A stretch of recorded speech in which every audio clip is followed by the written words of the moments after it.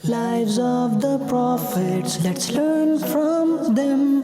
Let's learn from them. Lives of the prophets, lives of the prophets, lives of the prophets, lives of the prophets, lives of the prophets.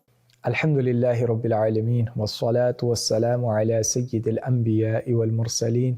أما بعد فأعوذ بالله من الشيطان الرجيم بسم الله الرحمن الرحيم الصلاة والسلام عليك يا رسول الله وعلى آلك وأصحابك يا حبيب الله الصلاة والسلام عليك يا نبي الله وعلى آلك وأصحابك يا نور الله. Allah subhanahu wa ta'ala has blessed us by giving us the best of creation sallallahu alayhi wasallam as a Nabi. And the ulama have written that for every bounty, for every blessing Allah subhanahu wa ta'ala grants an individual, he should thank Allah ta'ala for it. He should be grateful for all of these blessings. And one way we can be grateful for the blessings of Rasulullah sallallahu alayhi wasallam is by reciting salutations upon him. The Messenger of Allah sallallahu alayhi wasallam, when he was born, he had ummati, ummati on his tongue. Even when the Prophet ﷺ went on the night of Mi'raj and he was with his Rabb Azza wa Jal, he remembered me and you. Meaning the Messenger of Allah remembered us when he was born. The Messenger of Allah remembered us when he went on his second biggest miracle of Mi'raj. The biggest miracle which is granted to the Prophet is the Quran. And when the Prophet ﷺ had physically demised from this world, he was remembering us. Even on the Day of Judgment, the Messenger of Allah ﷺ will fall into sujood, will not raise his head until he gets his ummah forgiven in the court of Allah subhanahu wa ta'ala. This is the Nabi me and you follow. This is the Nabi we have brought Iman upon. This is the love he had for us. So it is only fair that we also remember him in the times of our difficulties, in the times of our ease, in the times of our happiness, in the times of our sadness, in the times of our gratitude, whenever, whatever state we are in. It is only fair that we remember the Messenger of Allah sallallahu alayhi wasallam during our lives.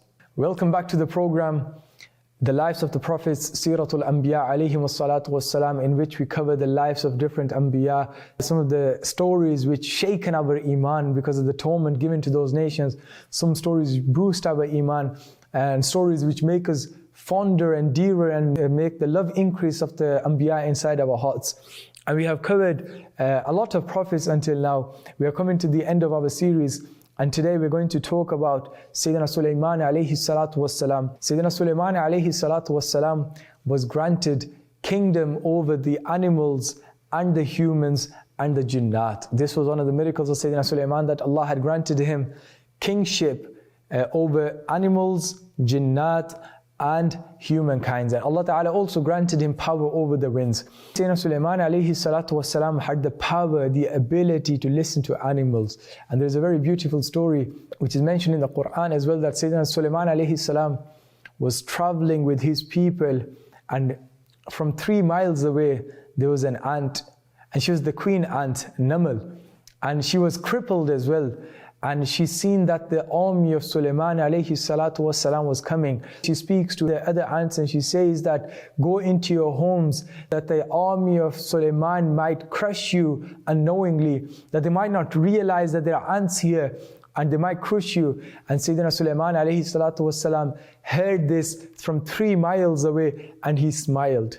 And look at the power Allah tabaraka wa ta'ala has granted to the Nabi, that there is an ant 3 miles away and it says something, and that noise reaches the ear of the Nabi of Allah subhanahu wa ta'ala. His hearing ability is such that if an ant speaks from 3 miles away, he is able to hear and understand and respond to it. Then the best of creation, who is the Imamul Mursaleen, Imamul Anbiya, what would be the status of his hearing? And if you think that his hearing would be lower than a prophet who is not greater than him, then that's delusional. That's something that you need to rectify. You need to rectify your aqeedah, you need to rectify your beliefs if you have this belief. Because Allah subhanahu wa ta'ala granted every single quality to the Messenger sallallahu alaihi wasallam. All the attributes and the qualities and the miracles which were given to the previous nations, the Prophet sallallahu alaihi wasallam was given much, much better than that. So if the hearing quality and the hearing power of a Nabi is such, then what would be the status and the hearing power of the Nabi, who is the leader of all Anbiya, sallallahu alayhi wasallam. So we need to have trust and love the Messenger of Allah the way he deserves to be loved. We should not try to look for, ma'azallah, shortcomings, and we should not try to look at faults. There was a scholar, and he said that my proof of being upon the haqq is that when I study the Quran, when I study the hadith, I look for narrations and verses which would elevate the rank of the Prophet ﷺ. On the other hand, people, they look for words which they can twist to use against the Sallallahu Alaihi Wasallam. So you can make the decision yourself that a person who is spending his time trying to find good, to praise the Messenger of Allah ﷺ, is he on the truth?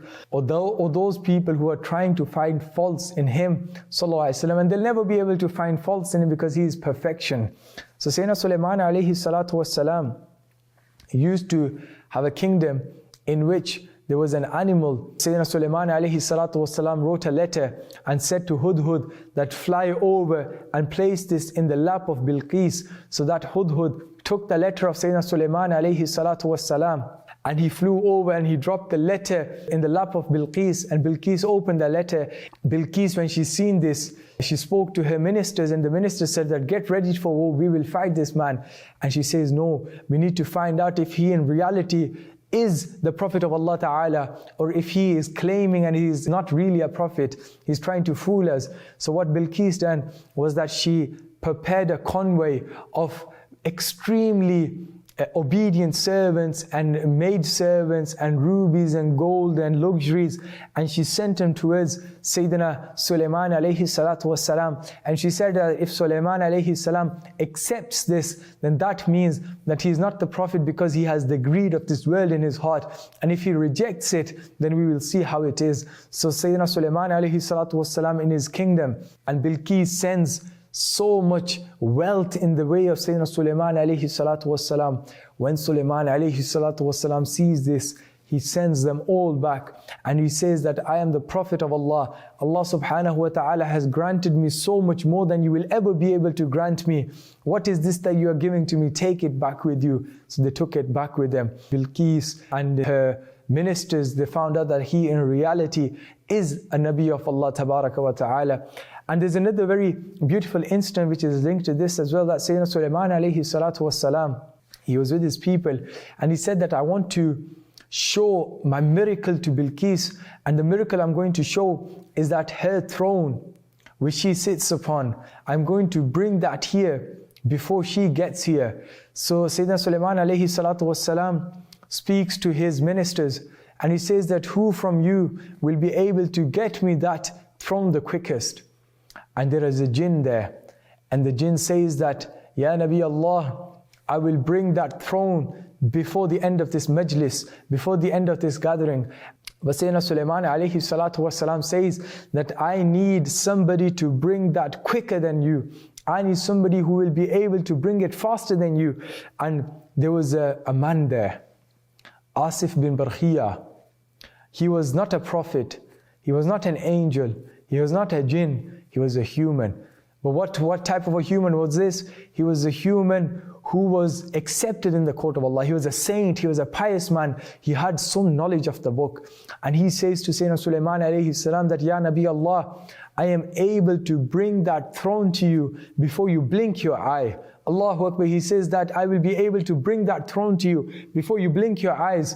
Sayyidina Suleiman alayhi salatu wasalam says, okay. And remember, the way this throne was kept was it was locked within 7 rooms, meaning there was a room which was locked, and inside that room was another room, and inside that room was another room, like these 7 rooms in, and the throne was placed inside. And the philosophy and the logic behind this was that if somebody came to steal the throne, he would get past the first door, and by the time he gets to the second door, the army will come and capture him. And if he gets through the second door into the third door, the army will be able to come and capture him. So like this, the throne was kept enclosed in 7 doors.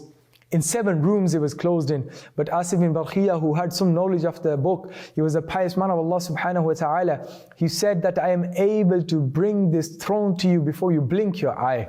Sayyidina Suleiman said, okay. And like this, Asif bin Barkhiyah was able to perform this karama and bring the throne of Bilqis before Sayyidina Suleiman could blink his eye. And from this story, a very beautiful and significant aqidah of the Ahl Sunnah is proven, and that is the awliya and the power given to the awliya and the miracles that the awliya are able to perform. Asif bin Barkhia was not a prophet. Asif bin Barkhia was not an angel. He was not a jinn, he was a human. He was a human who was in the company of Sayyidina Suleiman alayhi salam, and he had some knowledge of the book. Due to him being accepted in the court of Allah subhanahu wa ta'ala, Allah subhanahu wa ta'ala granted him miracles at his hand. This is no shorter than a miracle. From hundreds of miles away, he was able to bring something before the Prophet of Allah could blink his eye. And this is a miracle. And this is proven from the Quran. So never have a doubt that your shaykh or your teacher or the pious bondsman of Allah subhanahu wa ta'ala cannot perform extraordinary things. They absolutely can, and it is proven from the Quran, and we have to believe in everything of the Quran. So never let shaitan put the waswasa, put the doubt in your mind that the pious people of Allah ta'ala do not have any power. But this is even proven from the ahadith of the Messenger of Allah. The Messenger of Allah sallallahu alaihi wasallam says that if you are ever stuck in a place where you do not find anything, you are lost, you should say, Ya ibadallah a'inuni. 3 times. You should say that, oh the men of Allah, oh the bondsmen of Allah, come and help me. And the bondsmen of Allah will come and help you. This is the Aqeedah of the Ahl Sunnah, and you should keep this in mind. Today we have people who turn away from the pious people of Allah Tabaraka wa Ta'ala, those who follow the Sharia, those never see doing something wrong. For the likes of Amir Ahl Sunnah, Shaykh Ilyas Attar Qadri Hafizahullah Ta'ala, he is a true wali of Allah Subhanahu wa Ta'ala. And somebody says, what is his karama? His karama is that he has established institutes throughout the whole world which are teaching Quran and Sunnah. His karama is that those people who were once drunken and they used to party and they used to intoxicate themselves, they are imams of the masjids, they are muballighin, they are people who preach to other people. Somebody says, what is the karama of Amir Ahl Sunnah? We say to them that a man, he started alone in the streets of Karachi, and today he has millions and millions and millions of followers who are willing to spread the deen of the Messenger of Allah sallallahu alaihi wasallam upon his command. If this is not a sign of acceptance, then we do not know what a sign of acceptance is. Because the Prophet sallallahu alaihi wasallam said that the true men of Allah are those that when you look at them, they remind you of Allah. And Shaykh Tariqat Amir Ahl Sunnah, Shaykh Ilyas Attar Qadri Hafizullah is such a personality that people have accepted Islam by just looking at the face of this individual. These are the true signs of the pious people of Allah subhanahu wa ta'ala. So you should be with them, you should attach yourself with them, you should gain blessings from them, and you should tell them to pray for you. Remember, me and you, we believe in the evil eye. We believe that if someone looks at us in a bad and wrong way, it will cause harm to us.